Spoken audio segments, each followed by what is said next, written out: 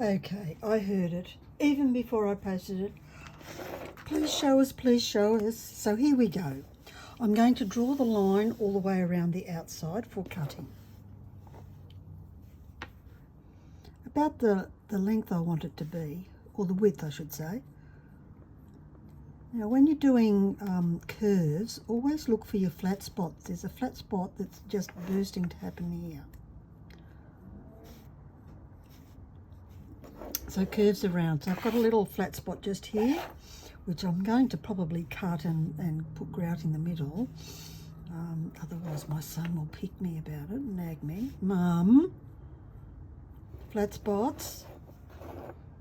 Right, so I've got the line drawn all the way around, although I don't know how I'm going to get it through this one. But we'll see how good my eye is when I start to score it. And score it at the ready in your comfortable, most comfortable position, and starts with a controlled but not speedy until you really get the hang of it. Score around the line. This one is going to be a little more tricky than the previous one because I'm moving a thin bit, and I may even run off the edge. Oh, right there. But let's just keep it going. It was close. It was always going to be close. So with this one, which you can barely see, but hopefully you can see me doing my thing. I'm sorry I can't do it with just one hand. So here you could try to break it out with either your grozing pliers. We might even be able to get most of it out with these whiz bangers. So let's have a go at that. Let's have a look. You just never know your luck. Not there, it's not happy with that one. Come in a little bit. So now we go in, let's see how we go with the grozing pliers. Flat side up. I may need two because this finger is not being its strong self, so I'm going to go and get the other pair. This is when two are better than one. Only because it's me holding it, because my hand can't do it by itself, or the wrist I should say, and then just pull it off. Come over here to this side. So there'll be very minimal need for rubbing stone. You can see I'm going to need it there, but that was the humpy bit, which is good. So here, it's a bit tricky for the old hands sometimes, but this shows you that you can do it. You get the right tools, you can do it.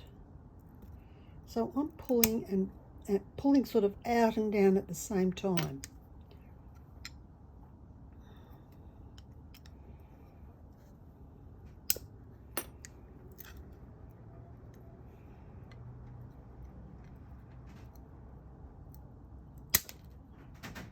Now you can munch them off, but I just really hate the finish of it being munched.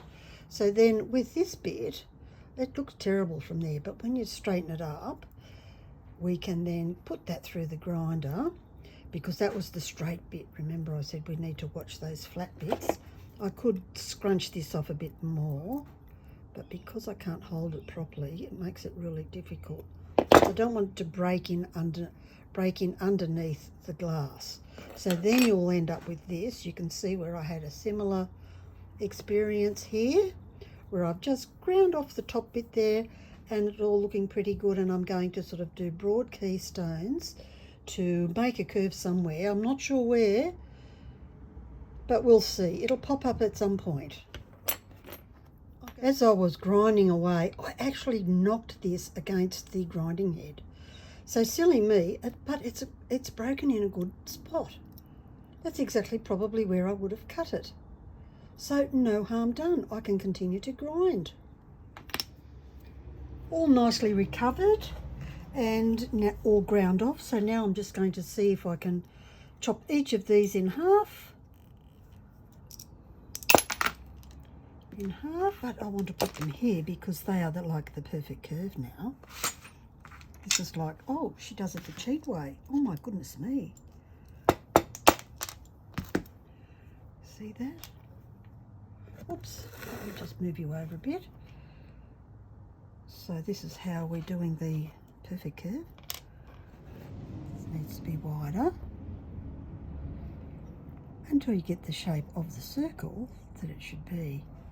Probably with circles, it's always best to have guidelines to make sure that you don't end up with flat spots or squash spots or egg that's not quite hard boiled enough to maintain its shape. We all know those. So there you have it. That's what I did with that little bit, and I'm not quite sure where I'm going to put this, but I'm pretty sure it's going to be on our project.